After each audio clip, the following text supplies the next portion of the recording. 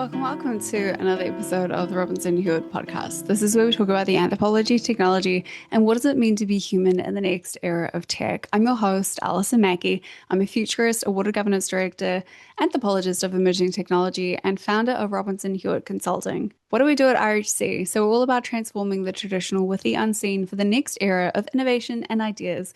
And we love to bridge the gap between the digital and human, blending technologies, strategy, and future systems thinking with applied ethnographic research to enable human-centered innovation ready for the next era. Welcome. So this past week, we sent humans back to the moon. Let's talk about it. So I've been sitting with this for a few days now. The splashdown actually happened on my 33rd birthday, so I was very excited about that. So when you think about the mission, the splashdown in general, and particularly what the crew said when they came home, it's easy to skim the surface of this and file it under another impressive scientific thing that we've done with humanity and simply move on. But I think that's the wrong instinct to take with this, because what's happened with Artemis II is not primarily a story about space or going back to an old updated program or, reigniting the space race. It's a story about us as humans and what it reveals when we push our intellect, our capabilities, our resources, and our bodies to a new extreme. And what does it mean to be at the beginning of something and not the end? And that's what I want to get into today. So let's take this at the current state of play. Depending on where you were in the world, on April 1st, 2026, 4 astronauts boarded a spacecraft named Integrity and made their way to the rock in the sky. 10 days, 695,000 miles later, they came back home. It was the first time in over 53 years that humans had traveled beyond Earth's orbit to visit the moon, meaning that an entire generation or two have lived their entire lives in the gap between the Apollo project and Artemis. So the crew was made up with Reed Wiseman, who was mission commander, Victor Glover, Christina Koch, and Jeremy Hansen, who was the first Canadian ever to fly on a crewed lunar mission. Go Canada! The spacecraft itself was genuinely an international effort. The Orion capsule was American-made. The European service model, responsible for the power, the propulsion, and life support, was all built in Germany. These details matter, and I'll come back to them later. And like most missions of this scale, this one had its shares of imperfections, and I want to kind of name them because a polished version of the story just kind of doesn't, it just doesn't add to it.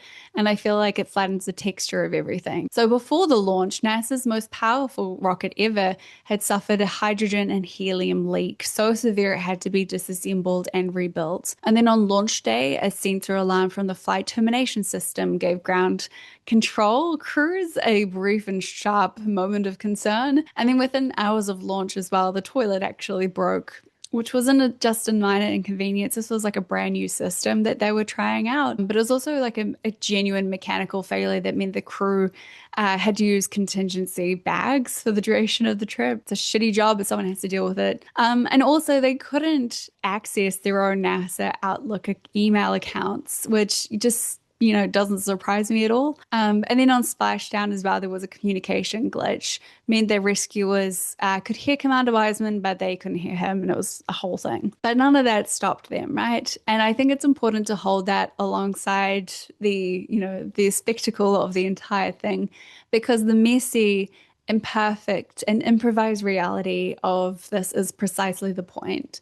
This isn't a clean algorithm executing flawless sequence. This was 4 humans alongside a great and vast ground crew navigating the unknown with resourcefulness, grace, and what Jeremy Hansen described as a commitment to the joy train, which was a deliberate and almost stubborn decision to return to a state of joy even when things were going sideways. He said it was the crew's principle and that it was also a useful life skill for any team trying to get anything done. Can be a bit harder to board the train some days than others though, but I love the sentiment of it. And I think the reason why this mission matters right now is not just the milestone of it, but it's also the timing. We are almost by any measure at a genuine inflection point as a species. Technologically, ecologically, socially, spiritually, our systems that we've relied on are starting to strain and things are changing faster and faster. So our advancements are forcing us to evolve faster than our institutions know how to keep up with it. And into that context, 4 human beings just traveled 250,000 miles from home and looked back at our planet and came home with something worth listening to. And they had some of the most precise and necessary messages for navigating an era of transformation that I think I've heard in a long time. And the science was extraordinary, but the human observations was what stopped me in my own joy train tracks. So let's take a little bit of a look at in the back in time. If you know me, if we want to look into the future, we need to take a look back at time. So here's what I know from years of studying exploration, anthropology, and human behavior. It has never, ever been about the destination. It is always about the journey. So when we look at the history of human expansion, thinking about my own backyard here in Aotearoa, New Zealand, the Polynesian navigators crossing the Pacific by reading the stars and ocean swells. This was the great overland migrations and the seafaring trade routes that stitched the ancient world together. What actually changed in the humans who undertook these journeys weren't just their location, it was also their perspective and understanding their scale amongst the stars and the oceans that they were navigating. It was their sense of themselves in relation to a larger world and their connection to it. And if we put this into context that we can all understand and bring a little bit of philosophy to it, if we think about Plato's allegory of the cave, I think it's worth dusting off here. So the premise of this entire allegory is that these people were chained in a cave facing a wall and watching shadows. They believed that the shadows were reality because that was all that they had ever seen. The philosopher's task in this, as well as the human task, is to turn around, to see the fire casting the shadows, and to understand that what you look for in reality is actually just a projection, and then to leave the cave entirely to encounter the full spectrum of what is real, and crucially, to come back and tell others what you found. So exploration is never just about the explorer, it's always what you come home and return with. The other point I want to note is if someone doesn't listen to you or take on your advice, perhaps it is for their own journey to go and leave the cave themselves. It's the same idea of you can take a horse to water, but you can't make it drink. Little note for somebody. So the Apollo missions did exactly this back in the 1960s. And the image of Earthrise, the Earth rising over the lunar horizon, photographed by William Anders in 1968, is widely credited as catalyzing the modern environmental movement. Before that image, most people related to the planet the way you and I relate to the floor beneath our feet. You don't think about it, it's just there. But seeing the whole from the outside, this small, luminous blue marble all alone in the dark, that changed something in most people who saw it. And it made the planet visible itself. People could suddenly place themselves into a wider context to understand where they belonged in the vastness of what surrounded us. And Artemis II produced their own version of this moment. On April 3rd, at about 100,000 miles out, the crew used a wide-angle lens to photograph what they called Hello World. This was the first high-resolution digital image to capture the entire Earth in one single frame. It's our generation's version of Earthrise. And this new angle is something about the same ancient truth that we've seen across time. And there's something that adds a layer to this. The human eye saw things that the camera can't even pick up, right? We know this in our daily life of taking photographs here and there. And I think it's a great reminder to say that this is also placed when we see photographs of our own Earth and of our moon. So the astronauts actually noted that the moon appears with faint hues of browns and greens that sensors can't fully capture. And it's great to know that the camera just records data, but the humans perceive something so much richer. There's a metaphor in this that I feel like goes with the idea of human value and, you need the human in the loop. I feel like that's like totally compelling with today's conversations around artificial intelligence, but I feel like that deserves an entire conversation in itself. So I'll leave that with you for now. There's also something worth saying about the names itself. Apollo and Artemis, the twins in Greek mythology. Apollo is associated with the sun, with reason, order, and precision, and his first mission was back in the 60s. And now we have Artemis, the goddess of the moon, the hunt, the wild, and as well as the protector of young women going through transitions. She's a protector of all things wild and free and not yet fully formed. She's curious and brave, and she doesn't stay with the known. And there's something almost poetic about the sequencing of this. We send the brother out first to test the terrain, to perfect what is to be expected, and to fit the molds. But then Artemis, she comes in with a different energy entirely. She doesn't go out to conquer, she goes out to explore, to see what we're capable of, and know that the world has changed enough, ready to ask the questions that she will ask. Okay, so let's talk about the futuristic concepts and technology. So I want to be really honest with something because I feel like it's more useful than just a fever dream. I love futuristic idealism. I genuinely flirt with the idea of the moon being a destination. It's a place where we might live one day or use as an extension of Earth, right?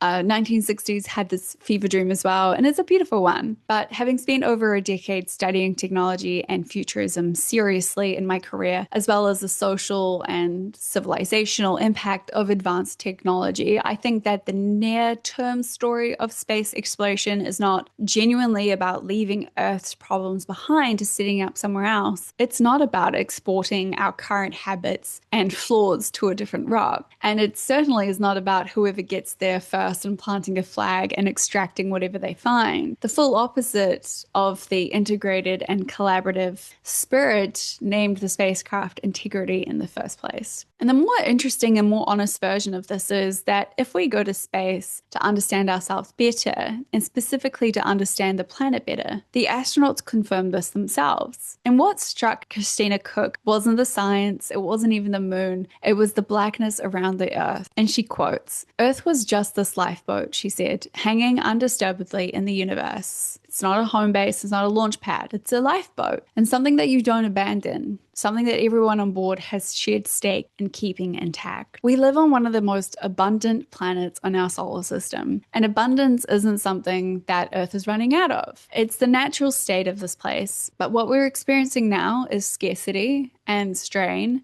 as a function of how we're currently operating. That distinction matters enormously because it's the consequence of behavior rather than a fixed reality. It's something we can change. What Artemis II points towards, technologically and civilizationally, is the beginning of a permanent lunar presence rather than a series of visits. The mission spent significant time observing the South Pole Atkin Basin, proposed as the future site of a long-term lunar outpost. So the terrain there is nothing like the flat volcanic plains that the Apollo astronauts landed on. This has tall peaks, some steep cliffs, and extraordinarily rugged and complex terrain. The kinds of conditions that require not just better equipment, but better coordination, better systems, and better relationships between the people doing all the work. And that's the future of space exploration as I see it. It's not a destination, but an ongoing discipline of working at the edge of what's possible and using that discipline to build better ways of thinking and operating back here on planet Earth. So the complete opposite, incidentally,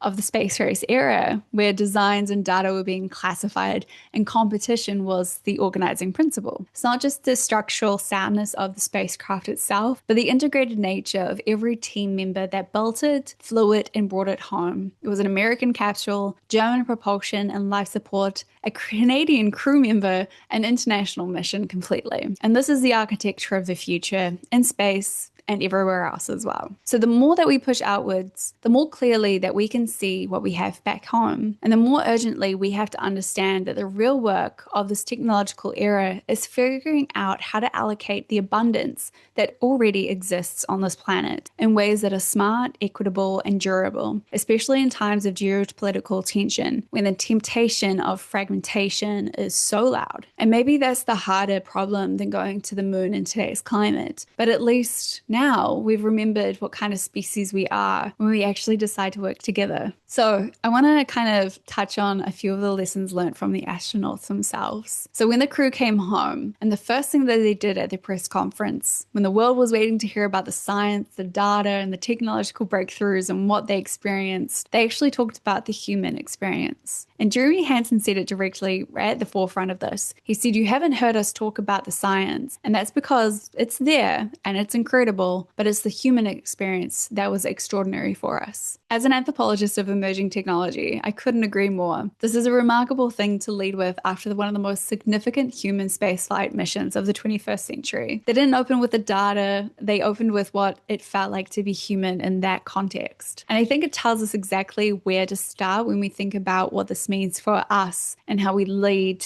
and build right now. So the first thing that they came back with was gratitude. And not just gratitude as a wellness practice or a productivity concept, but as a real thing. And Victor Glover described the feeling of gratitude so large that it was too big to just be in one body. And the gratitude for the ground teams who are also willing to call a no-go for crew safety, for the families who absorbed the weight of the risk of being the ones in the rocket, and for the planet itself, as was mentioned as this lifeboat, an extraordinary, unlikely, abundant, and irreplaceable planet. And Cook said it perfectly. She said, "The planet Earth, you are a crew." And that just means that every single one of us has a role to play. And it starts with recognizing that we're on the same vessel. We're on the same team together. And the second thing worth carrying is the definition of what actually means to be a crew. Because Cook's articulation is probably one of the most sharpest things I've heard on the subject for a very long time. She described the crew as being inescapably, beautifully, dutifully linked, moving with the same purpose, willing to sacrifice without needing recognition for it, and giving grace to each other while holding high standards. And I think it's a really beautiful philosophy to take on any endeavor, even if it's within your work, your community, or your own team. Where are you actually operating like that, and where are you just occupying the same space with others? The third thing that